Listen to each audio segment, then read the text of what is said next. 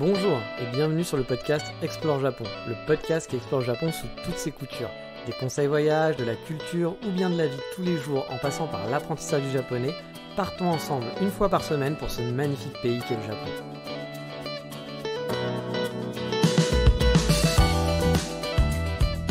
Bonjour à tous et bienvenue dans cet épisode 2 de Road to Japan, en route vers le Japon en français dans le texte.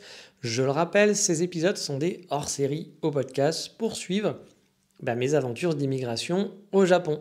Je ne vais pas vous faire tout le résumé de l'épisode précédent, vous avez juste à l'écouter pour connaître le pourquoi du comment, qui sont donc des hors-sujets spécifiques, donc c'est facile de les écouter, il n'y a pas besoin de se retaper tous les 150, 140, je ne sais pas combien, épisodes du podcast.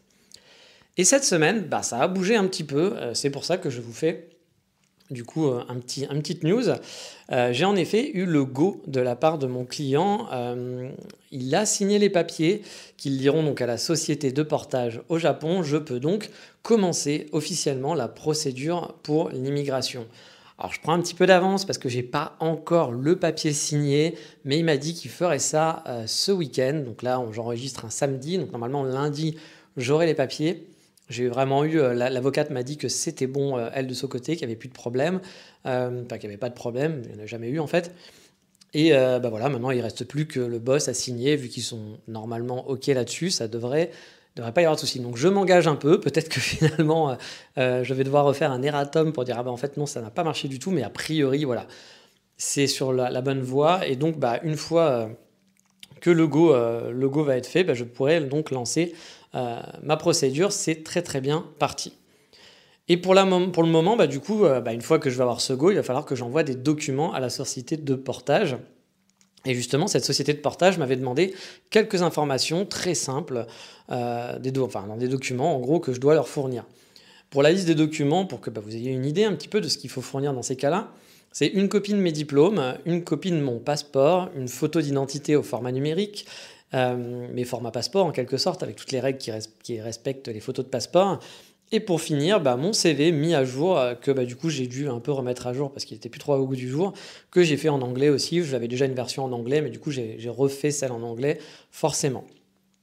Et en plus de tout ça, il y avait une fiche d'information à remplir avec les informations, on va dire, basiques, votre nom, prénom, votre adresse, votre numéro de téléphone, votre email, etc. On vous demande aussi les dates de vos entrées-sorties du Japon les 3 dernières années. Donc moi j'en ai eu du coup quelques-unes à mettre, parce que j'avais fait quand même pas mal d'entrées-sorties sur les 3 dernières années. Et après on vous demande aussi des trucs qui me concernent un peu moins, on va dire, du genre si je suis marié, s'il y a des gens qui sont liés à moi, si j'ai des enfants qui doivent suivre en fait avec moi pour aller au Japon. Donc on va demander des informations personnelles sur toutes ces personnes-là. Moi étant tout seul, je pense que mon ami imaginaire n'a pas besoin de visa, donc tout ira bien. Donc finalement pour l'instant c'est des choses qui sont assez simples pour le moment, mais je suppose que le dossier n'est pas fini et qu'il va sûrement falloir que je remplisse d'autres informations un petit peu plus tard. Mais pour ces premières informations, c'est assez facile. J'ai déjà tout préparé en fait, donc là j'attends juste d'avoir le go pour envoyer finalement mon mail à la société de portage et puis c'est lancé, puis leur demander comment se passe la procédure.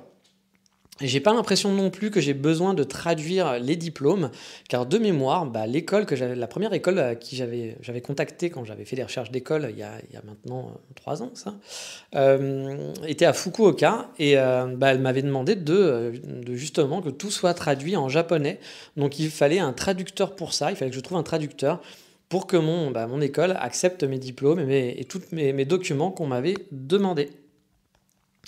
Et par contre, l'école à Kyoto, donc c'est là où ça change aussi, l'école à Kyoto finalement que j'avais faite, le Nihongo Center, j'avais pas eu besoin du tout de faire tout ça, j'avais envoyé mes diplômes tels quels, les informations, etc. Et je suppose que c'était eux qui s'en étaient occupés au final de faire toutes les traductions, vu qu'ils avaient quelqu'un qui parlait français, qui parlait des gens qui parlaient anglais, etc. Puis qu'ils avaient sûrement l'habitude, donc ils ne demandaient pas tout ça.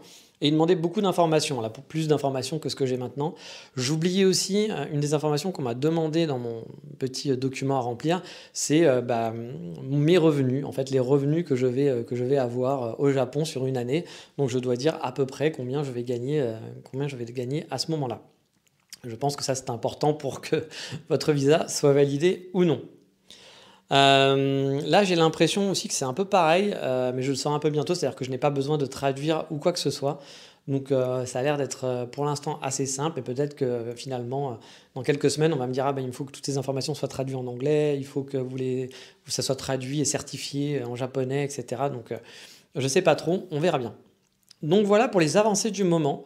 Donc l'info qui est cool, c'est que c'est quasiment officiel, hein. Je vais pouvoir lancer la procédure vraiment normalement si tout va bien la semaine prochaine. Et donc pour moi, l'aventure au Japon commence vraiment à partir de maintenant. Et ce podcast va être un petit peu long parce que même si bah voilà, ça a pris peut-être, je sais pas, 5 minutes pour vous expliquer un petit peu les avancées du moment. Mais il y a deux topics dans cet épisode et ce topic-là, bah, très rapide, hein, c'est juste des news.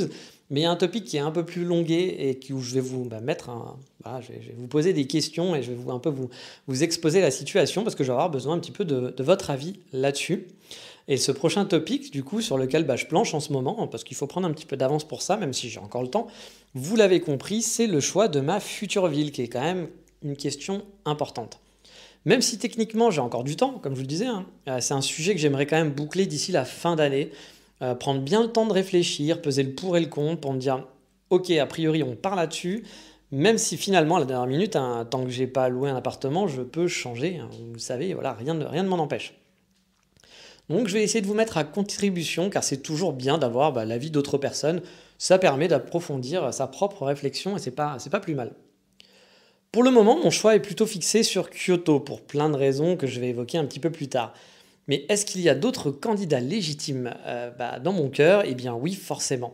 J'ai mis dans mon paquet Tokyo et Fukuoka principalement.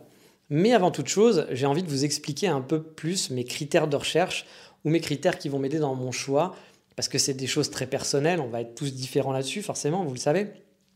Et ces critères vont être, voilà, je pense que vous, si vous choisissez une ville, peut-être que vous allez dire, bah non, moi je veux pas, je veux aller habiter à la campagne parce que les grandes villes, ça m'intéresse pas, ou inversement, il va y avoir plein de raisons différentes. Et donc, je vais vous donner les critères pour m'aider dans cette réflexion. Je pense que c'est important parce que sinon, voilà, on me dit, Tokyo, c'est une belle ville, allons-y. Oui, mais ça suffit pas.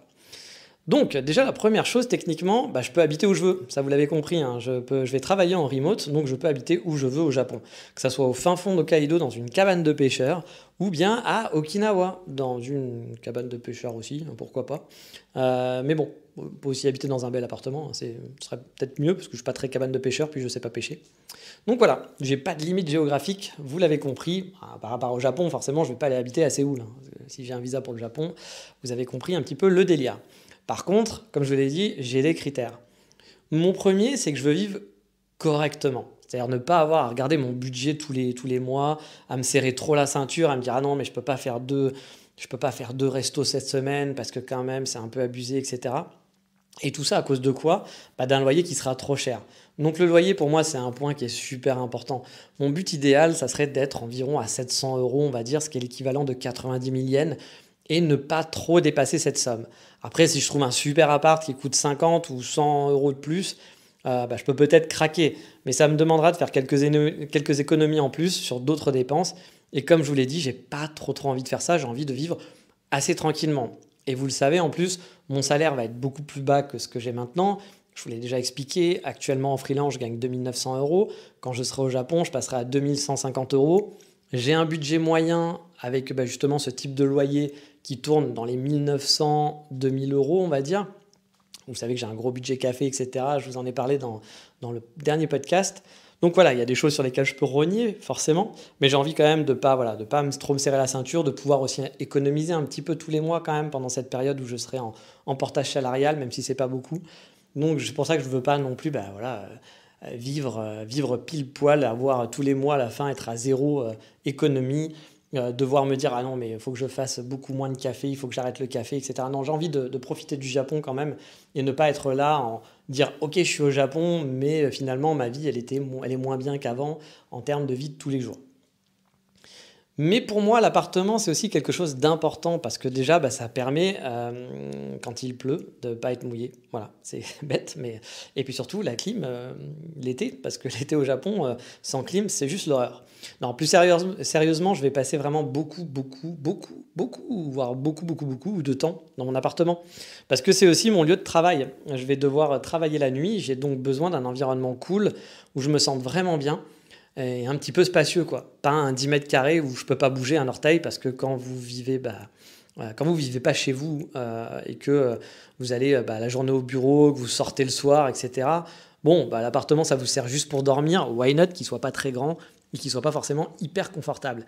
Mais là, encore une fois, je vais passer beaucoup de temps sur place, quasiment toutes mes journées, à part mes sorties café, on va dire l'après-midi en semaine, sinon ça va être tout le temps à la maison.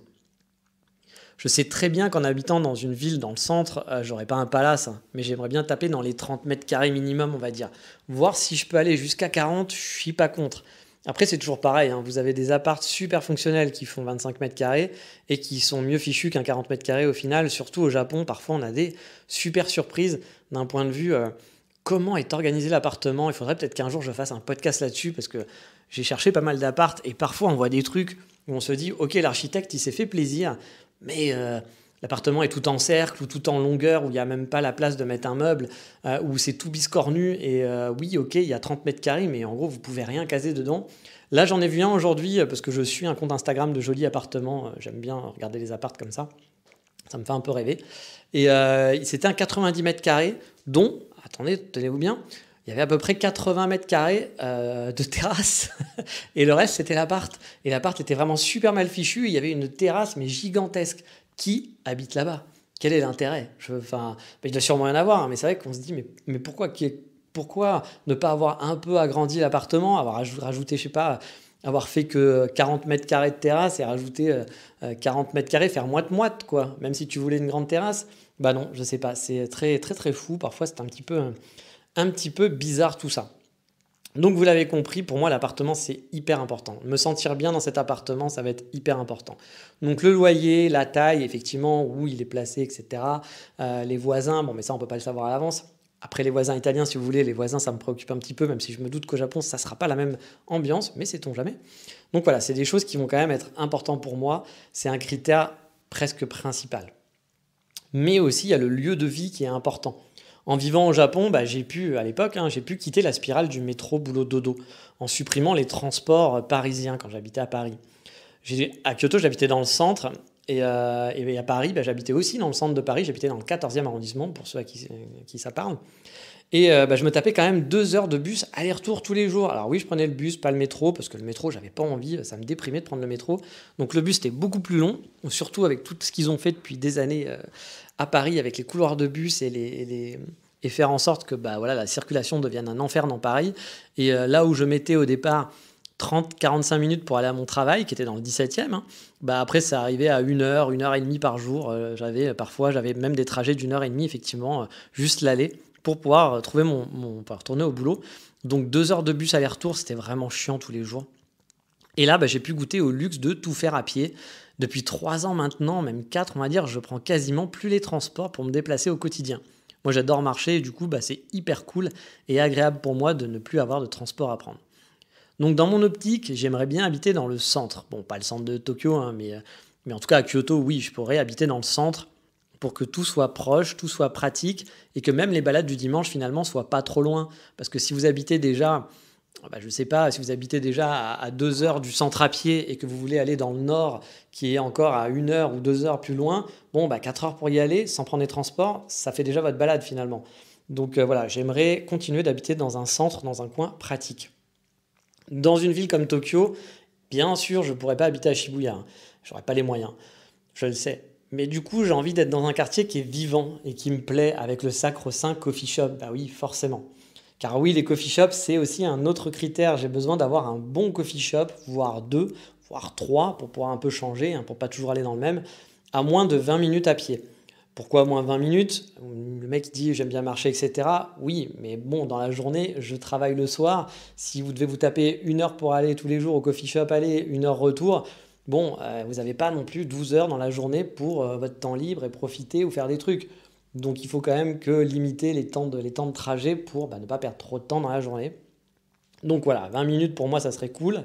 Et comme ça, je pourrais aller me poser avec mon laptop et boire un bon café dans un endroit où je me sens bien, où je peux bosser sur des trucs perso ou bien prendre de l'avance sur mon boulot tout en buvant un bon café, ce qui m'arrive déjà actuellement à Budapest. Ça m'arrive le matin.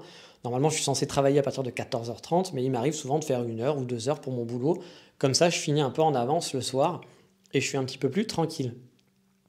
Bon, je vous passe les détails aussi du calme, du quartier, etc.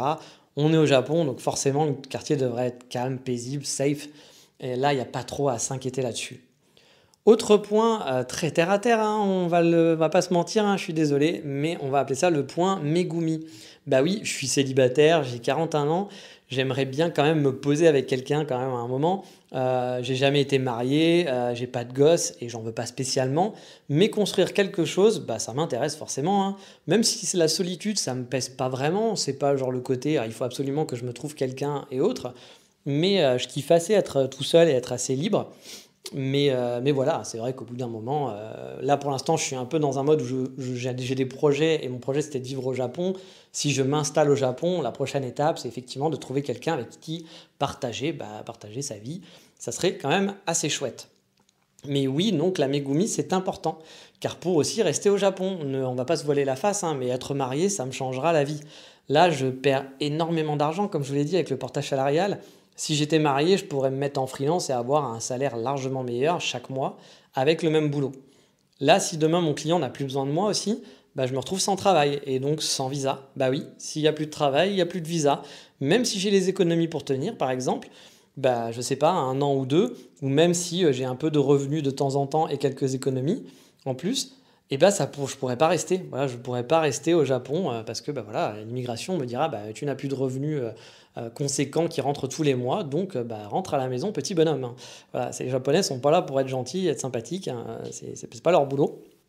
Alors que si j'étais marié, bah, ça me laisse le temps de rebondir, par exemple. Si mon boulot s'arrête un jour, bah voilà, j'ai des économies, je serai beaucoup moins en stress. Il faudra bien sûr que je trouve une solution pour gagner de l'argent, mais je veux dire, je serai moins en stress. J'aurai pas le visa qui jouera dans l'option de me dire, bon, bah, j'ai 2 mois pour trouver quelque chose, pour faire autre chose, sachant que c'est pas comme 2 mois pour trouver un boulot en France, parce que bah, voilà, je parle pas anglais, je parle pas japonais, enfin, je parle pas très bien anglais, je parle pas japonais, donc trouver un boulot, ça sera pas possible. Donc, rester sera quasiment impossible dans ces cas-là.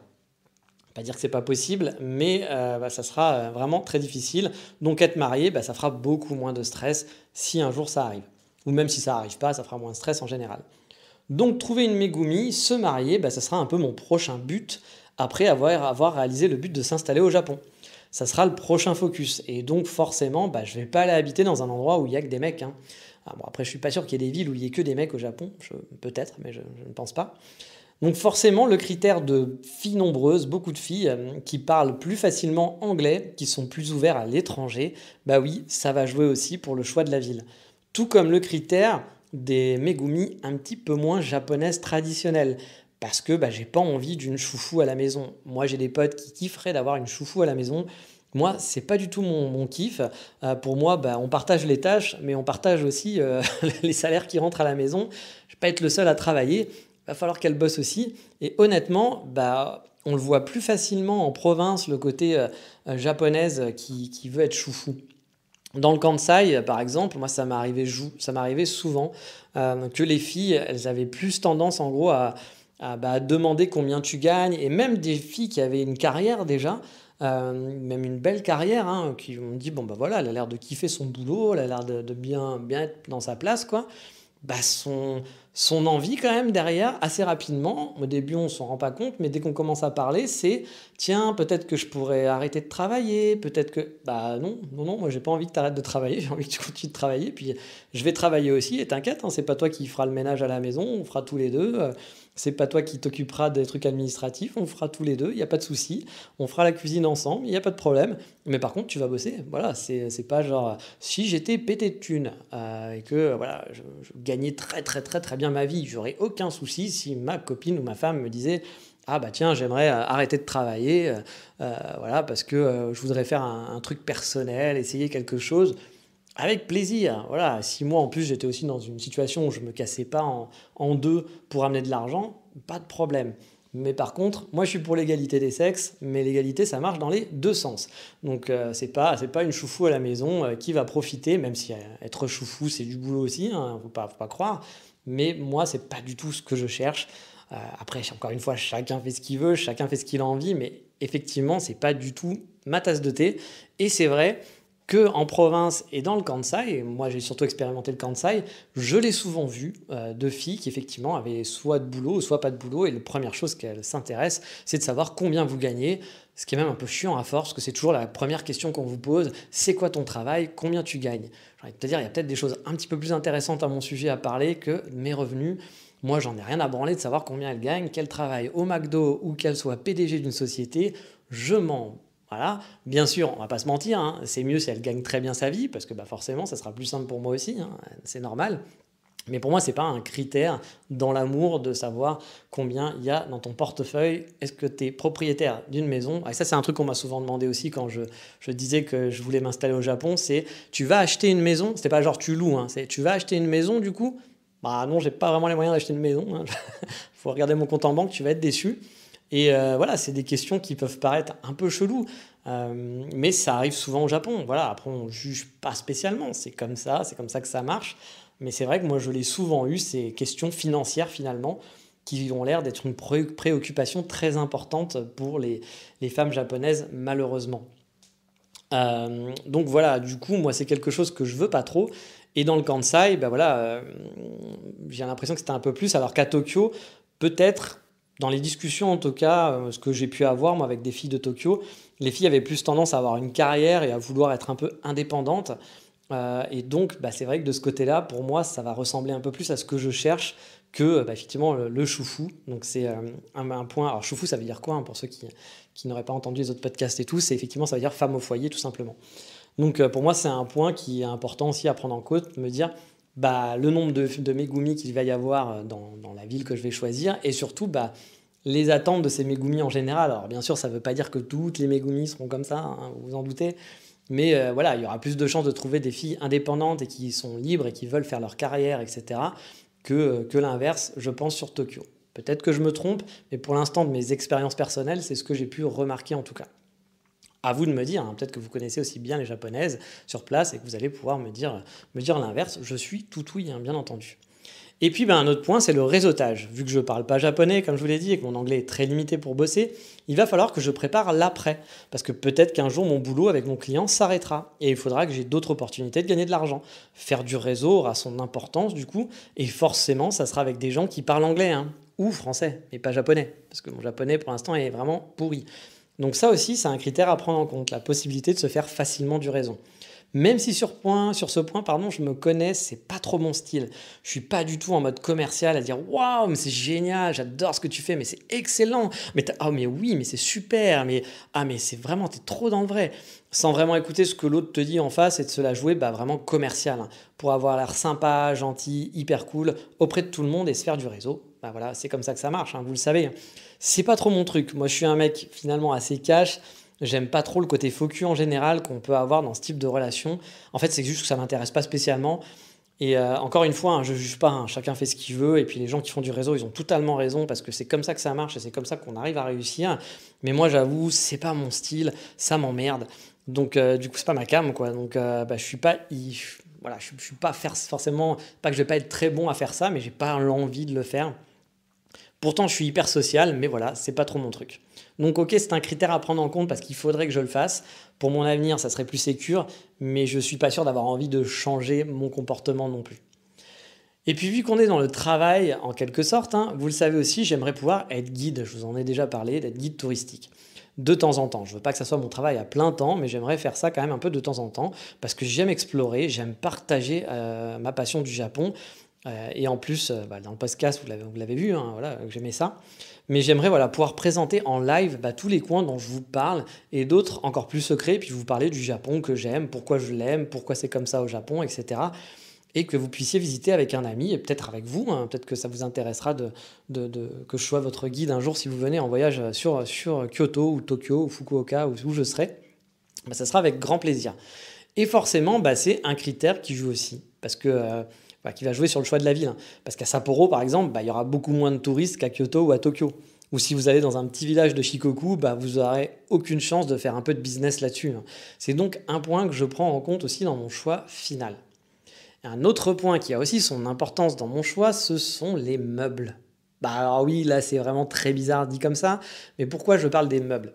Parce que techniquement, en allant au Japon, bah, je pourrais soit prendre un appartement vide, hein, comme j'avais fait la première fois que j'étais étudiant au Japon, soit essayer de trouver bah, un appartement meublé, même si j'ai l'impression que les meublés au Japon sont pas très légion, hein.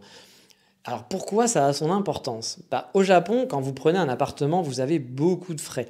Les frais de ménage, le cadeau propriétaire, tout ça on en reparlera le jour où je prendrai un appartement, je vous expliquerai tous les frais que j'aurais eu à ce moment-là en détail.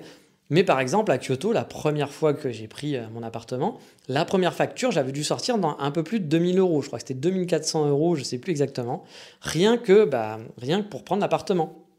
C'était pour un appart à 700 euros. Bon, là-dedans, il y avait, je crois, un loyer d'avance, et puis je sais plus quoi d'autre, mais on perd pas mal d'argent, et c'est pas des cautions, c'est vraiment de l'argent perdu. Sachant qu'à la fin de votre bail aussi, souvent ce sont des bails de 2 ans, bah, souvent, c'est pas tout le temps, mais très souvent, vous allez devoir donner gratos un mois de loyer pour renouveler votre bail. Et c'est pas pour payer un loyer, hein. Non, c'est un cadeau que vous allez donner à votre propriétaire pour renouveler votre bail, tout simplement. Donc là, par exemple, au bout de 2 ans, eh ben, il faudra que je sorte, si j'ai un appartement à 700 euros, il faudra que je donne 700 euros à mon propriétaire pour renouveler mon bail. C'est cadeau, c'est bonus. Et c'est ça en moins dans sa poche. Donc c'est pas hyper cool. Et bah voilà, vous n'avez pas envie du coup de déménager tous les 4 matins quand vous voyez tous ces frais. Donc prendre un meublé peut faciliter un peu tout ça dans le sens où bah, vous achetez pas de meubles et si par exemple aussi je vais à Tokyo et que je me rends compte que j'ai fait une connerie, peut-être que j'aurais pas dû habiter là-bas et que je pourrais changer assez facilement. Ça me coûtera de l'argent quand même, j'aurai pas de meubles à déménager du coup. Donc parce que je suppose qu'un déménagement au Japon, ça coûte un bras et puis j'ai pas de famille ou des amis pour louer un camion et faire ça à l'ancienne à la bonne franquette. Vous voyez le truc, en étant au Japon, je vais pas me retrouver avec plein de potes qui vont m'aider à déménager, peut-être, mais il y a peu de chance. Surtout, ça va pas être pour déménager d'un quartier à un autre, ça sera pour traverser le Japon ou quelque chose comme ça. Un pote qui loue une camionnette, j'ai pas le permis, qui va louer sa camionnette pour aller de Tokyo à Fukuoka. Bon, autant en France, j'arriverai peut-être à trouver quelqu'un en le saoulant un peu, mais je pense que là, je serai obligé de passer par la case déménagement. Et connaissant le Japon, je pense que ça doit pas être donné. Peut-être que je me trompe, mais je pense que ça doit pas être donné. Donc, acheter des meubles, bah, ça veut dire se poser, hein, vraiment se poser et pas bouger. Et si finalement on aime moyen ou on a fait un choix un peu con, bah, c'est trop tard. On peut pas, ça va être compliqué ou ça va coûter beaucoup d'argent. Donc vous vous dites, ouais, bah prends un meublé du coup, hein, c'est plus simple. Sauf que ça fait maintenant 3 ans ça fait maintenant 3 ans, je veux dire, que j'ai quitté mon appartement à Kyoto et même la période avant ça, hein, ça faisait à peu près 1 an que je vendais mes affaires pour mon aventure d'étudiant au Japon. Donc j'ai plus vraiment de chez moi, de vrai chez moi depuis un bail. Ça fait 3 ans que j'habite en coloc ou alors dans des Airbnb, que j'ai qu'une valise avec mes affaires qui rentrent dedans. J'ai plus vraiment d'affaires à moi, on va dire. Et j'avoue, parfois ça me pèse. Moi j'aime bien avoir des choses, hein, j'ai la collectionnite. Et avoir un chez moi, bah, je kifferais bien. C'est pour ça que dans ma tête, le premier truc quand je me suis dit, ok, on s'installe au Japon, c'est cool, ça va peut-être se faire. Alors bien sûr, ça a été ok, c'est cool parce que c'est le Japon, mais aussi un ok, c'est cool parce que je vais enfin avoir un chez moi. Acheter des meubles, le décorer, acheter des vinyles, des bouquins. Bah oui, maintenant j'achète quasiment par exemple aucun bouquin parce que j'ai pas la place. Enfin, j'ai pas aucun. C'est pas quasiment. C'est que j'achète rien de tout ça. Alors je fais des économies, c'est sûr, mais parce que j'ai pas la place dans ma valise pour acheter plein de petites conneries. C'est pas possible. Du coup, bah, je me faisais un peu une joie d'avoir un chez moi et de m'installer. C'est toujours le cas, mais là-dessus, je suis un peu tiraillé. Et bah, je vais vous expliquer pourquoi maintenant en vous parlant des différentes villes un peu plus en détail et des plus et des moins finalement que je trouve à chaque option, enfin à chaque ville. Mais c'était important pour moi avant de vous parler de tous les critères qui rentrent en compte, car comme je vous l'ai dit, on est tous différents et ça joue beaucoup dans mes attentes, dans mes envies par rapport aux villes. Et donc, bah, vos conseils, essayez de vous baser aussi là-dessus si vous me donnez des conseils. Ne me dites pas, ah va pas à Tokyo parce que la ville, il y a plein de monde. Moi, c'est pas un problème, j'adore les grosses villes. Donc, c'est pas un argument qui va être valable. Vous avez vu un peu les arguments que je vous ai donnés, donc vous savez un petit peu ce que je recherche. Mais allez, après la longue liste des critères, on va passer à ma sélection de villes. Car oui, pour l'instant, je vous l'ai dit, je me suis focus sur 3 villes, qui sont Tokyo, Kyoto et Fukuoka. Alors j'aurais pu mettre Osaka ou Kobe dans le Kansai aussi, mais si je dois choisir un coin dans le Kansai, pour moi c'est définitivement Kyoto. Kobe c'est une ville sympa, hein, mais j'ai jamais vraiment accroché pour y habiter. En tout cas par rapport à Kyoto, j'entends, j'ai toujours préféré largement Kyoto à Kobe. Et Osaka, bah, je trouve qu'elle manque de verdure et le comportement des gens qui est chaleureux, hein, ça c'est vrai, est un peu trop occidental pour moi, avec des gens qui respectent pas trop les règles. C'est pas non plus l'anarchie, mais Je me sens pas forcément super. Voilà, parfois le centre d'Osaka est très crade avec les jeunes qui vont laisser tous les McDo par terre, etc. Moi, ça me saoule parce que c'est pas ça que je viens chercher au Japon, justement. Je veux m'éloigner de tous ces comportements-là. Donc, du coup, Osaka, j'aime bien les week-ends, mais y habiter, je sais pas. Après, Osaka, c'est grand, il y a plein de quartiers différents. Donc, pourquoi pas. Mais je pense que, par exemple, pour les balades du dimanche, Kyoto, c'est quand même vachement plus sympa sans avoir à devoir prendre un train pour aller quelque part que finalement Osaka où bah, c'est très très bétonné. Et encore une fois, moi, j'ai pas eu un charme fou dans la ville d'Osaka. En vacances, oui, c'est vrai, la nuit, Osaka, c'est vachement sympa et tout. Mais à comparer, si je dois comparer avec une grosse ville, je trouve que Tokyo a 10 000 fois plus de charme qu'Osaka. Et Kyoto, qui est dans un registre totalement différent, je préfère Kyoto à Osaka. Mais là, encore une fois, hein, c'est très très personnel. Et puis finalement, Osaka, on est à 40 minutes de Kyoto en train. Donc pour moi, c'est comme si c'était un peu la même ville. Du coup, aller faire du shopping ou une soirée là-bas le week-end, c'est totalement possible. Je peux aussi aller explorer sans aucun problème. Pour moi, ça reste quand même à côté. Donc mon champion dans le Kansai, définitivement, c'est Kyoto. Mais si vous avez des arguments à faire valoir pour une autre ville, n'hésitez pas. Ce podcast, cet épisode, c'est aussi là pour ça. C'est pour que vous puissiez m'aider dans mon choix final. Je vous fais participer. Bah oui, il n'y a pas que moi qui vous donne des conseils avec ce podcast. J'en attends aussi en retour des gens qui ont déjà habité au Japon, des gens qui sont déjà allés en vacances ou qui ont une idée précise. Voilà, ça ne veut pas dire que je vais vous écouter et que je vais dire bah oui, il m'a dit ça donc je vais le faire.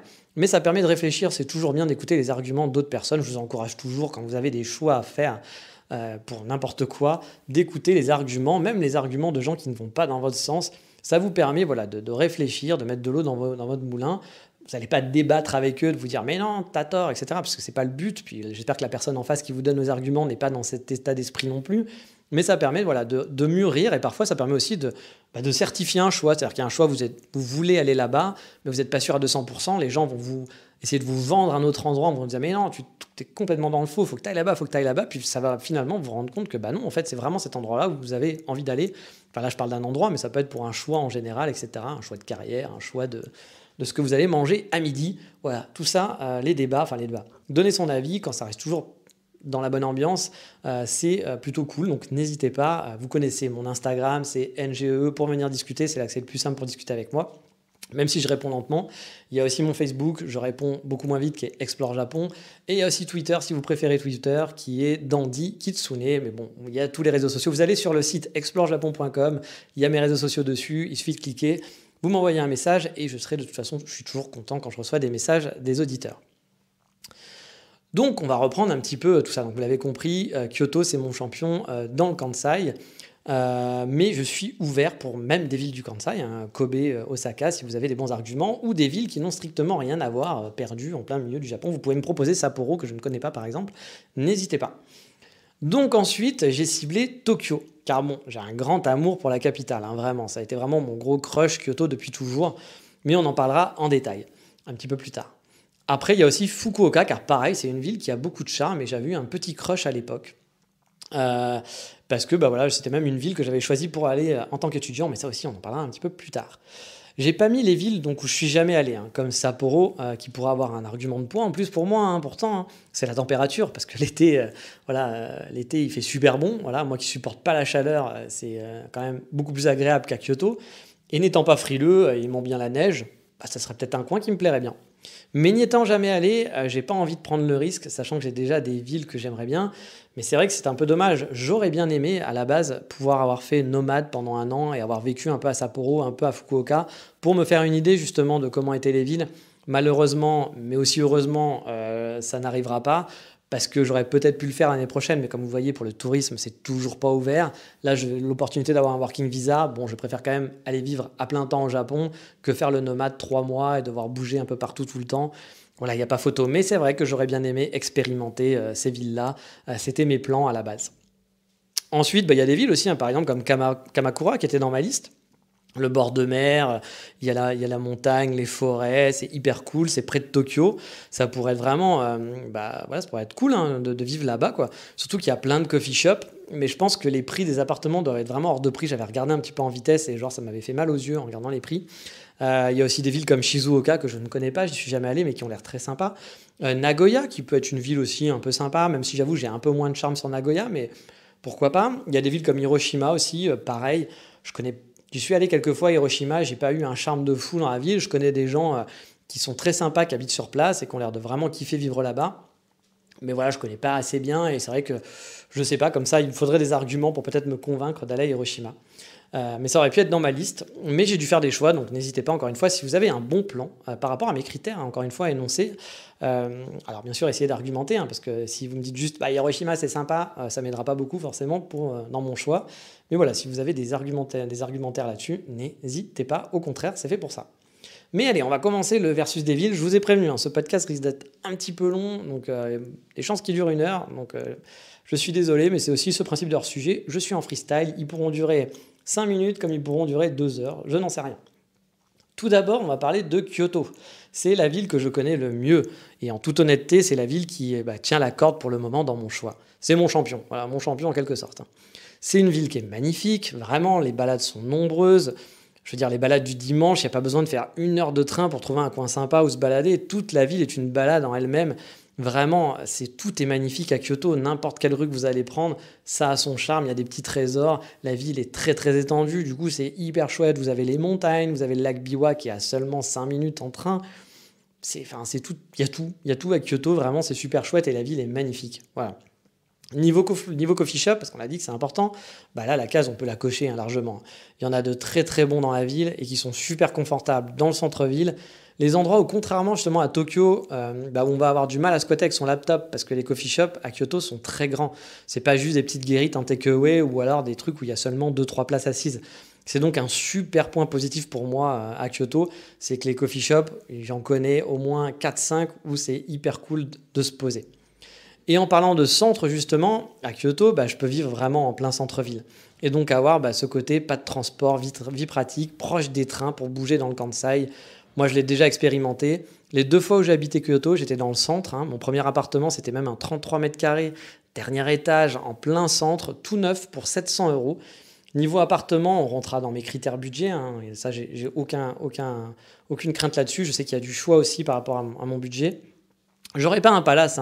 Alors bon, pour moi, un palace, c'est un 45 mètres carrés. Donc faut pas oublier, j'ai vécu 17 ans à Paris dans des petits appartements comme un étudiant alors que je gagnais ma vie correctement.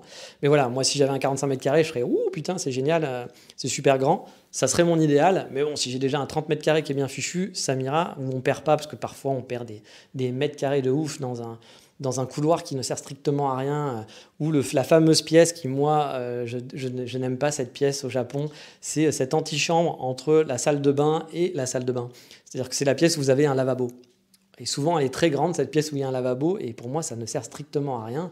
Je veux dire, j'aurais juste la salle de bain qui est déjà grande, où on prend sa douche et où il y a la baignoire, ça me suffirait. Et cette place-là, souvent, pour moi, c'est une perte de place.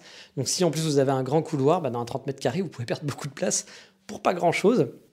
Donc voilà, mais bon, 45 mètres carrés, j'aimerais bien, mais il ne faut pas trop rêver, on verra, peut-être que j'aurai de la chance. J'aime aussi les appartements assez neufs, je n'ai pas envie d'habiter dans un truc tout vieux qui grince, avec des tatamis au sol, parce que voilà, ça ne m'intéresse pas du tout. Moi, je suis western style dans l'appartement, pas du tout, je veux une vieille maison japonaise, ça ne m'intéresse pas. Donc je veux quelque chose qui soit moderne, avec une très bonne clim, parce que je me connais, l'été au Japon, c'est pas mon truc, une très bonne clim. Voilà, un truc un peu lumineux, et encore, c'est pas une obligation, mais qui soit sympa. Et je sais qu'à Kyoto, je peux trouver ça. Niveau Megumi, le Kansai, c'est quand même 20 millions de personnes. Alors Nagoya, en plus, c'est pas loin, ce qui donne un bassin de rencontres. Oui, un bassin de rencontres, c'est un peu un mot étrange. On imagine un petit peu une piscine. Une piscine où on va faire des dates, un bassin de rencontres. Bon, c'est un peu bizarre. Mais bref, vous avez compris. C'est quand même, il y a beaucoup de gens. 20 millions de personnes dans le Kansai, c'est 10 millions de Megumi. Ça fait beaucoup de Megumi. Et surtout pour les prénoms, c'est un peu compliqué quand vous avez 10 millions de personnes qui ont le même prénom. Et Nagoya, c'est une ville de 2 millions d'habitants à peu près, un petit peu moins, je crois. Pareil, c'est aussi beaucoup de gens qui habitent dans le coin. Le problème, c'est que comparé à une ville comme Tokyo, c'est que le Kansai, il y a moins de gens qui vont parler anglais qu'à Tokyo. Et les japonaises du Kansai, je vous en ai parlé, sont un petit peu plus traditionnelles de ce que j'ai pu remarquer pour l'instant dans l'approche du couple. C'est comme je disais, la fameuse choufou que je veux éviter. Bien sûr, encore une fois, je généralise. Il y a des filles dans le Kansai qui parlent anglais et même français, et toutes ne veulent pas être choufou, on le sait, et ça ne veut pas dire que j'en trouverai pas. Mais c'est sûr que en termes de choix et de possibilités, soyons honnêtes, de ce côté-là, Tokyo sera largement meilleur. Pour le réseau et pour le business, c'est aussi un petit peu pareil, hein. Il y a sûrement quelques opportunités, mais le Kansai, c'est pas là que vous allez trouver les gaijin successful, yeah, qui ont leur boîte, etc., et qui font les millions de dollars, parce que ils devraient faire des yens, mais bon, ils font ça en dollars. Bon, il y en a aussi, hein, mais comparé à Tokyo, ça sera forcément le jour et la nuit pour trouver des opportunités, trouver du réseautage, trouver des gens avec qui peut-être faire un business sympa. Ça ne veut pas dire que c'est pas possible de le trouver à Kyoto, hein, bien sûr, mais ça sera forcément plus compliqué. Par contre, côté tourisme et guide, donc vous savez que j'ai envie de faire guide, comme je vous l'ai dit, Kyoto a rien à envier à Tokyo du tout. Et en plus, je connais déjà très bien le coin et les alentours pour proposer des expériences sympathiques. Si demain, je dois vous amener quelque part à Kyoto et vous faire découvrir des endroits hyper chouettes, franchement, vous pouvez y aller les yeux fermés. Bon, là, je suis pas en train de vendre mon truc parce que j'ai pas encore lancé mon expérience. Mais je veux dire, j'ai pas besoin, je le travaillerai sûrement. Mais ce que je veux dire, c'est que ça va me prendre beaucoup moins de temps pour préparer des parcours. Des parcours, j'en connais déjà plein. Donc, c'est pas trop un souci pour moi de ce côté-là. Je connais très bien la ville et j'ai quelques amis sur place aussi à Kyoto, hein, mine de rien. J'ai des très bons amis à Kyoto. Et je sais qu'on y vit bien. Oui, je sais qu'on y vit bien pour y avoir vécu 1 an et demi, hein. J'étais heureux à Kyoto. C'est un peu mon chez-moi maintenant. J'ai 2 chez-moi dans ma vie. C'est Paris où j'ai vécu ma vie d'adulte pendant 17 ans, qui est beaucoup moins mon chez-moi parce que j'ai plus trop d'affinité avec la ville. Et Kyoto où je me suis, même si j'ai vécu 1 an et demi, je me suis senti vraiment chez moi à la maison et que j'ai vraiment mes habitudes de petit vieux là-bas. Mais en même temps, je commence à être un petit vieux. Donc, vous vous dites, bon, tu nous fais 1 heure de podcast pour dire tout ça, super, en fait, tu as déjà fait ton choix. Non, parce qu'il y a quand même des côtés négatifs à Kyoto. Comme je vous l'ai dit, pour les Megumi ou le réseau, c'est pas l'endroit l'idéal, je pense. C'est pas non plus nul, mais c'est pas l'endroit idéal comparé à Tokyo. Et puis, il y a un truc dont j'ai un petit peu peur, c'est de perdre un peu la magie de la nouveauté. Kyoto, j'ai adoré quand je suis arrivé, car j'étais tout neuf au Japon, j'avais déjà fait des voyages, etc. Mais je suis arrivé à Kyoto, je connaissais les endroits touristiques et c'est tout. Et là, quand je suis arrivé, j'avais tout à découvrir. La vie au Japon déjà, hein. Et puis voilà, j'avais mon quartier, etc. Comment ça fonctionne, j'ai découvert la ville en quelque sorte. Alors bien sûr, il me reste encore des choses à découvrir sur Kyoto, hein. Mais en allant dans une autre ville, je retrouverai, je pense, cette magie de la découverte, de découvrir son quartier, de se faire de nouvelles habitudes, etc., quoi. Et à Kyoto, je vais pas pouvoir me permettre ça. Je connais déjà la ville très bien et en revenant, j'aurai la facilité pour choisir le quartier de mon appartement. Je connais déjà les quartiers que j'aime bien, donc forcément, je vais essayer de les cibler. J'ai déjà mes coffee shops préférés, je sais déjà où faire mes courses, comment ça marche, je sais où acheter mon stuff pour m'installer chez moi. Mais comme je vous le disais, du coup, ça manquera un petit peu d'aventure et c'est peut-être un petit peu dommage. Le parcours du gaijin, en plus, habituellement, alors je dis bien habituellement, hein, c'est d'aller à Tokyo, faire du business, être successful, réussir, et une fois que tu es bien installé, tu vas vivre à Kyoto ou dans une petite ville de province pour y finir ta vie, avoir une vie plus tranquille, qui est loin des tumultes de la ville. Bon, c'est un peu pareil finalement avec les gens qui vont à Paris chercher du taf et qui retournent vivre en province quand ils ont, on va dire, une situation. Mais voilà, j'ai un petit peu peur de ce côté manque de nouveauté et me dire, c'est un peu dommage parce que peut-être que tu pourrais tenter une aventure. Mais en même temps, tenter une aventure, ça veut dire aussi peut-être faire un mauvais choix. Et oui, c'est hélas toujours le problème dans les choix. Donc voilà pour Kyoto. Mais maintenant, on va passer à Fukuoka. Alors Fukuoka, lorsque j'avais voulu faire une école au Japon, ça avait été mon premier choix. Je vous en avais déjà parlé, hein. J'avais vraiment bien aimé la ville en voyage. J'avais eu un petit coup de cœur à l'époque, hein, franchement. Et puis finalement, j'avais fait comme aujourd'hui. C'est-à-dire qu'au départ, je m'étais dit oui, je vais à l'école. Quand j'avais su que je pouvais faire une école au Japon, dans ma tête, c'était c'est bon, on fait Fukuoka, j'avais tout prévu, etc. Blablabla, tout allait bien. Et puis finalement, comme aujourd'hui, je me suis dit, c'est un peu con, mec, il faut quand même que tu fasses les pour et les contre. Parce que t'as pas si réfléchi bien que ça au choix que tu avais finalement. Et en faisant tout ça, les pour et les contre, Kyoto était revenu dans la course, alors que pour moi, Kyoto, c'était pas du tout une option. Et c'était mis quasiment au même niveau que Fukuoka. À la fin, j'ai dû faire un choix et je me suis dit, ok, je fais un choix, ça sera quand même Fukuoka, même si les deux, finalement, j'ai du mal à choisir, mais ok, on va continuer sur Fukuoka. Et finalement, le fait d'avoir hésité avait choisi pour moi, hein, car il n'y avait plus de place dans l'école à Fukuoka et j'étais donc parti à Kyoto. Mais pas avec un regret, parce que finalement, comme je l'avais dit, Kyoto, pour moi, c'était un choix qui était totalement valable. Donc pourquoi remettre Fukuoka ? Car déjà, la vie est moins chère qu'à Tokyo et qu'à Kyoto aussi, hein.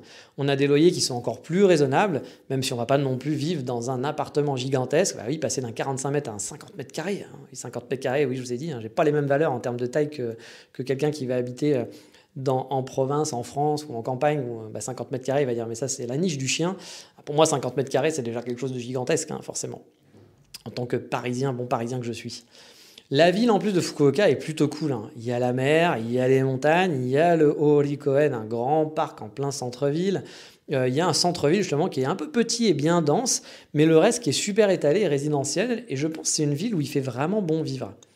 Les loyers, je pense qu'on est bon, hein, même si ça sera plus compliqué quand même de trouver une agence immobilière qui parle anglais. Moi, j'en ai jamais vraiment trouvé quand j'ai fait des recherches sur Fukuoka. Alors qu'à Kyoto, j'ai quelques adresses pour chercher un appartement en anglais. Donc, bah, c'est vrai que ça va être encore des difficultés en plus. Et en parlant de l'anglais, justement, niveau Megumi, là-bas, je pense que c'est la galère pour en trouver, hein. J'ai des amis français qui vivent là-bas et qui me l'ont confirmé. L'anglais, c'est le néant total. Et le bassin de population est aussi beaucoup plus réduit. C'est pas Tokyo et ses 40 millions d'habitants, ni le Kansai et ses 20 millions. Là, Fukuoka, bah, c'est la même taille que Kyoto. C'est plus grand que Kyoto, même c'est 1,5 million d'habitants. C'est une ville très dynamique, une ville où je pense où il fait bon vivre, mais il n'y a pas plein d'autres villes autour. On est un petit peu excentré au final. Et oui, il y a Kitakyushu qui est une ville avec 1 million d'habitants, mais sinon le reste après, bah, c'est très province, très petite ville. Donc bah, vous êtes un petit peu voilà, à Fukuoka et c'est tout. Bon, pour le réseau et pour les Megumi, forcément, on aura moins d'opportunités, vous l'avez compris, hein. Et pour le tourisme, bah, n'en parlons pas, hein. Même si certains touristes viennent à Fukuoka, bien sûr, ce n'est pas non plus un lieu où on peut faire un business florissant. J'ai déjà discuté avec quelqu'un qui était guide à Fukuoka et il ne pouvait pas en vivre. Il ne faisait pas beaucoup d'argent. C'était pas non plus voilà, un business qu'on pouvait être rentable. Autre point noir pour moi, Fukuoka, bah, comme je vous l'ai dit, c'est un peu excentré de tout. Et sans voiture, je pense qu'on est vite limité. Et c'est ce qui m'avait fait peur quand j'avais été étudiant, enfin quand j'étais étudiant et que je choisissais ma ville, car la ville était chouette, ça me donnait envie vraiment d'habiter là-bas. Il y a plein d'alentours sympas en plus, hein, et le Kyushu, franchement, c'est sûrement l'une des régions les plus belles du Japon. Mais pour profiter de Kyushu, il faut une voiture. Vraiment, je pense qu'il faut une voiture. Il y a des plages qui sont magnifiques, hein, à quelques minutes de route de Fukuoka, hein. Mais si vous n'avez pas de voiture, pour y aller, c'est une galère. En train, ça va être vraiment l'enfer. Il va falloir prendre 2 trains, un bus et marcher X kilomètres. Ça va vous prendre 1 heure et demie, 2 heures avec plein de changements pour pouvoir profiter de la plage. Et moi, j'ai pas le permis. Et en plus, j'aime pas conduire. Du coup, bah, j'ai un peu peur d'être vite bloqué et d'avoir fait le tour, contrairement au Kansai où il y a énormément de choses à faire autour, qu'il y a énormément de choses différentes, que vous avez des trains en 2 heures et demie, vous êtes sur Tokyo. Bah, Fukuoka sans bagnole, j'ai peur d'être un petit peu bloqué et de kiffer la ville pendant 6 mois, 1 an, et puis après me dire, bon, bah, c'est cool, mais bah, je me fais un peu chier. Voilà, un peu comme Strasbourg, par exemple, j'ai trouvé la ville très très cool, Strasbourg. Mais au bout d'un moment, à Strasbourg, il y avait 1 ou 2 balades que j'aimais bien, et puis c'était tout. Et je m'étais dit, mais si je vis à Strasbourg, bah, je vais un peu m'emmerder en fait au bout d'un moment, je pense. Bon, je l'élimine pas, hein, je l'élimine pas dans la course, hein, parce que bah voilà, Fukuoka, ça peut être aussi un pari à faire. Rien ne me dit que je trouverais pas bah, quelqu'un facilement, hein, sur place, une fille que j'adorerais, et que j'aurais en plus d'autres opportunités auxquelles je pense pas niveau business, c'est-à-dire pas forcément travailler dans le tourisme, mais avoir d'autres opportunités. Et puis des amis qui auront le permis, bah oui, je suis un vrai parasite de la route, c'est vrai, je l'avoue. Et enfin, on va finir par Tokyo. Tokyo, je me suis toujours dit qu'un jour je tenterais l'expérience. C'est vraiment quelque chose que j'ai envie de faire, d'aller vivre 2, 3, 4, 5 ans à Tokyo. Moi, j'aime les grandes villes, vraiment, et Tokyo m'a toujours fasciné. J'ai adoré cette ville parce que c'est des villes dans une ville, finalement, plein de villes différentes. Et même avant, bah, je la préférais de loin, voire très loin, hein, à Kyoto. Quand je vivais à Kyoto, que j'allais à Tokyo, j'étais toujours bah, triste de rentrer sur Kyoto parce que Tokyo me manquait, j'adorais mon expérience. Après, il faut se rappeler que j'étais en vacances à Tokyo et que je ne vivais pas là-bas. Ce n'est pas la même chose d'être en vacances et de vivre sur place, vous vous en doutez. Mais là, j'avoue aussi, là-dessus, j'en suis un peu revenu. J'ai réussi à me... Voilà, Kyoto a réussi à me charmer, on va dire, au fil du temps. Et j'ai beaucoup moins, voire peut-être même plus du tout, cette sensation que Tokyo surclasse Kyoto de loin. Je suis bien à Kyoto et franchement, je me sens bien là-bas. Alors qu'avant, c'est vrai que bah, j'avais quand même une grosse préférence pour Tokyo par rapport à Kyoto. Tokyo, côté Megumi, bon, on se pose là, hein, il n'y a pas à se poser la question, hein. En plus de mon expérience personnelle, beaucoup plus de gens parlent anglais. Moi, j'ai dragué, mais beaucoup plus facilement à Tokyo, où des filles m'ont dragué aussi parce qu'elles parlaient anglais et qu'elles n'avaient pas peur de mon côté gaijin. Ils sont habitués aux étrangers. Et voilà, les filles, comme je vous le disais, ont plus facilement une carrière qu'elles n'ont pas envie de lâcher aussi. Donc là-dessus, clairement, pour moi, il n'y a pas photo. Niveau business, là aussi, hein, c'est là-bas que ça se passe, vous vous en doutez, hein. C'est comme à Paris, quand vous faites du business, bah, la plupart du business se fait à Paris. Ça ne veut pas dire que ça ne se fait pas ailleurs, bien sûr, hein. Allez pas faire « Ouais, enculé de Parisien ». Bien sûr qu'il y a du business ailleurs, etc. Mais voilà, on le sait, hein, la plupart des gens viennent travailler à Paris, viennent faire leur carrière à Paris, etc. C'est comme ça, c'est le principe des grosses villes. Et Tokyo, bah, c'est un petit peu le même, c'est même encore pire, je pense, que Paris là-dessus. Niveau nouveauté aussi, même si je suis allé souvent sur Tokyo, bah, la ville est tellement vaste que j'ai vraiment de quoi m'occuper plusieurs années, je pense, avant de finir de l'explorer. Et en plus, ça change tout le temps, donc bah, même au bout de 2 ans, je pense que vous pouvez réexplorer un quartier qui aura totalement changé avec plein de nouvelles boutiques. Même si du coup, il y a quand même l'exploration qui sera beaucoup plus urbaine que dans le Kansai et moins variée, je pense, au final. Niveau opportunité sur le tourisme, bon, là aussi, hein, je pense qu'il y a de quoi faire, c'est comparable à Kyoto, donc oui, là-dessus, si je veux faire du business dans le tourisme, je pense que c'est possible. Vous vous en doutez, le point qui fait tâche finalement sur Tokyo, et qui est un point qui est très important pour moi, hein, c'est l'appartement. Les loyers sont hors de prix sur Tokyo, je peux peut-être cibler un 20 mètres carrés, et encore, hein, je sais pertinemment que j'habiterai pas voilà, dans des quartiers forcément super cool. Par exemple, habiter à Daikanyama ou Shibuya, j'oublie totalement, hein. Mais moi, j'ai pas non plus envie d'avoir 1 heure de train pour aller dans le centre le week-end, par exemple. Il y a des quartiers que j'aime bien, hein, mais souvent ce sont des quartiers un peu bourges. C'est un peu mon mauvais côté, c'est que moi j'aime bien les quartiers bourges. Donc les loyers vont pas être donnés non plus. Par exemple, moi si j'étais à Jugaoka, ou à Kichijoji, ou à Sasasuka, enfin la partie ouest de Shibuya, hein, bah, ça m'irait mais parfaitement. Tout le côté ouest de Shibuya qui est pas hyper loin, je trouverais ça cool. Et pour moi, idéalement, ça serait d'être à 1 heure de marche. C'est-à-dire que bon, t'en as pour 20 minutes, 30 minutes de train, c'est sympa, mais si je peux aller à Shibuya en 1 heure à pied, pour moi, c'est nickel. Mais là aussi, un autre point noir, qui pour moi, c'est les coffee shops. Parce qu'il y a d'excellents coffee shops sur Tokyo, même peut-être les meilleurs coffee shops sont à Tokyo, peut-être pas les meilleurs, tous les meilleurs, mais voilà, il y en a beaucoup qui sont très très bons. Et en plus, ils sont en nombre. Mais par contre, les endroits pour se poser avec son laptop, hors Starbucks Co, hein, j'entends, c'est beaucoup plus compliqué de trouver quelque chose chouette. C'est souvent des petits coffee shops et vous savez que moi, j'aime pas être le relou qui va squatter une table alors qu'il n'y a que 3 places assises avec son laptop toute la journée, même en consommant. Parce que forcément, bah, le roulement va moins se faire et je veux pas emmerder le propriétaire du lieu. Et puis, comme je vous l'ai dit, avoir un tout petit appartement, bah, ça serait vraiment pas cool pour la vie de tous les jours, sachant que moi, je vais vivre dans mon appartement. Vu que je travaille de nuit, etc., et que je vais me lever tard, c'est clair que ma vie en semaine, elle se fera en plus uniquement dans mon quartier. Je vais pas aller au resto à Shibuya, parce que je travaille le soir, donc ça va pas être possible aller me faire un petit resto à Shibuya, etc., et de sortir et de rentrer, et de me lever le matin et de faire ma vie. Bah non, ça va pas se passer comme ça. Donc je vais vivre dans le quartier où que je vais choisir, donc le quartier a intérêt d'être chouette. Donc si on résume, mon champion, c'est plus Kyoto, qui a franchement tout pour plaire, mais qui est peut-être un choix un peu trop pantouflard et qui va manquer de nouveautés, et peut-être ça sera un petit côté négatif dans mon choix.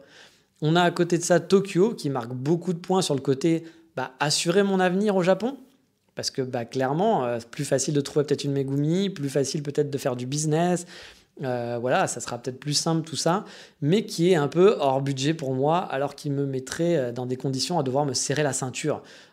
Et du coup, je profiterai peut-être moins de mon quotidien japonais aussi. Et on a Fukuoka, qui lui a un côté un petit peu rafraîchissant, on va dire, pas cher, mais qui serait un vrai pari, vraiment un vrai pari, que ce soit pour les possibilités de rester au Japon sur le long terme, parce que peut-être ça sera un mauvais choix pour ça, ou sur le fait que je pourrais être aussi un petit peu déçu de mon choix à la longue et de me faire un petit peu chier à force à Fukuoka. Bref, vous avez eu un petit aperçu de ma réflexion du moment. Et j'attends vraiment vos retours sur mon Instagram ou Facebook pour en parler, vraiment avec plaisir et écouter vos conseils. Choisir sa ville, pour moi, c'est quelque chose vraiment d'important. Que vous soyez étudiant, que vous alliez... Bon, en PVT, vous allez sûrement bouger, mais si vous allez immigrer au Japon, parce que c'est là qu'au final, on va profiter, on va vivre son Japon. Que ce soit Fukuoka, Tokyo, Kyoto, hein, il y aura de fortes chances que je kiffe bien ma vie sur place. Je ne me fais pas trop de soucis là-dessus. Hein. Mais autant optimiser. Car le choix de la ville, ça va peut-être aussi faire évoluer ma possibilité de vivre plus longtemps sur place, de bien y vivre, ou de kiffer tout simplement vraiment ma vie au Japon. Donc pour vous, si j'ai un conseil aussi à vous donner, c'est de bien prendre le temps de voir quels sont les points essentiels pour votre bonheur et de lister les villes qui pourraient être dans ce scope et faire bien sûr le fameux pour et contre afin de vous aider dans vos choix. Parce que souvent, les gens vont dire « Ah je vais à Tokyo parce que voilà, je suis allé en vacances, c'était sympa là-bas. » Mais c'est peut-être pas la ville qui va être faite pour vous. Et vous aurez peut-être envie d'un coin qui sera plus calme ou alors de dire « Bah oui, Tokyo c'est sympa, mais j'ai envie un peu d'économiser parce que j'ai envie de m'acheter un jet ski. » Oui, alors je ne sais pas pourquoi vous voulez un jet ski, mais pourquoi pas. Et du coup, Tokyo, ça sera moins efficace pour ça, alors que vivre à Fukuoka, vous pourrez peut-être économiser plus facilement pour votre jet ski. C'est plein de critères à prendre en compte et il faut toujours bien réfléchir, je pense, quand on fait ce genre de choix. Vous pouvez le voir, je me prends la tête, mais je pense que c'est une étape importante dans son immigration, surtout si, comme moi, finalement, vous avez le choix de la ville. Je vous en dirai plus, bien sûr, sur le choix de ma ville quand je me serai arrêté dessus. Il est fort probable aussi, je ne vais pas vous mentir, que je fasse un choix, mais que quand je regarde pour choisir un appartement, je jette quand même aussi un œil à mes autres choix. On ne sait jamais si je pouvais tomber sur une bonne opportunité ou un appartement où je me dise « Ah regarde, à Fukuoka, j'ai accès à un 200 mètres carrés, l'appartement il est magnifique pour un prix pour 200 € par mois. » Bon là, j'abuse un peu, mais... Ou alors, putain, j'ai trouvé un appartement, ok, il fait 25 mètres carrés, il est en plein Shibuya, le loyer est à 100 € de plus, mais il est super bien fait et il est au-dessus de Fuglen, mon café préféré. Bon, forcément, ça me fera peut-être tout changer mes choix. Donc forcément, j'aurai quand même un petit œil sur tout ça. Mais on n'en est pas encore là. Et j'aimerais quand même, comme je vous le dis, faire un choix, me dire, ok, a priori, ça sera là. Et puis, comme pour l'école au Japon, je m'étais dit, ok, c'est Fukuoka. Fukuoka, ça n'a pas marché. J'ai switché direct sur Kyoto. J'avais toutes les informations que je voulais. Si par exemple... je sais pas, je choisis Tokyo, mais qu'il n'y a pas d'appartement dans mes prix, dans les quartiers que j'ai choisis, je pourrais switcher facilement sur Kyoto, ou sur Fukuoka, ou sur Sapporo, j'en sais rien, pour X raisons. Mais voilà, désolé pour ce podcast qui du coup a été un peu long, voire peut-être même plus long que les podcasts habituels. Je reviendrai sûrement la prochaine fois pour quelque chose de beaucoup plus court, juste pour expliquer des points d'étape et quelques news sur l'avancement du projet. Mais voilà, c'est possible que parfois on fasse un peu du débat ou qu'on aille un peu plus en profondeur sur les choix, sur les options. Ça va dépendre des sujets. C'est vraiment un podcast qui va popper de façon, c'est les mercredis, mais de façon aléatoire. Je pense que là, dans les nouveautés qui vont arriver, ça sera peut-être plus sur la fin où il y aura des podcasts qui seront plus longs. Là, les prochaines étapes, ça va être peut-être des trucs où juste pour vous dire, voilà, j'en suis là, voilà les papiers qu'on m'a demandé, voilà le problème. Par exemple, moi, une des questions que je me pose, c'est est-ce que, vous savez, les frontières sont fermées actuellement pour le Japon ? On est reparti à l'ancienne avec toutes les frontières fermées. Mais est-ce que l'immigration traite toujours les dossiers ? Parce que techniquement, moi, s'ils ferment 1 mois ou 2, ça ne change rien, parce qu'il y en a pour 3 mois, 4 mois de procédure. Mais si par contre, c'est juste les frontières qui sont fermées et qu'on ne peut pas rentrer, encore une fois, pour moi, ça ne change rien s'ils rouvrent dans 2 mois. Par contre, si l'immigration ne travaille pas pendant ces 2 mois et ne traite pas les nouveaux dossiers, moi, ça me repousse de 2 mois supplémentaires. Donc voilà, il y a plein de petites news comme ça que je vais sûrement vous donner, puis vous expliquer un petit peu mes étapes, qu'est-ce qu'il faut que je fasse, quels sont mes projets, etc. Ces hors-sujets servent à ça, et j'espère surtout que ça vous plaît. Sur ce, je vous dis au prochain épisode, au prochain hors-sujet, et bien sûr aussi au prochain Explore Japon normal. Et qu'est-ce qu'on dit dans ces cas-là ? Comme d'habitude, ciao, bye bye, matane. It's too late now to turn around and back again. I made my bed and now I lay my head in it. And I'm sorry I'm not perfect, but I knew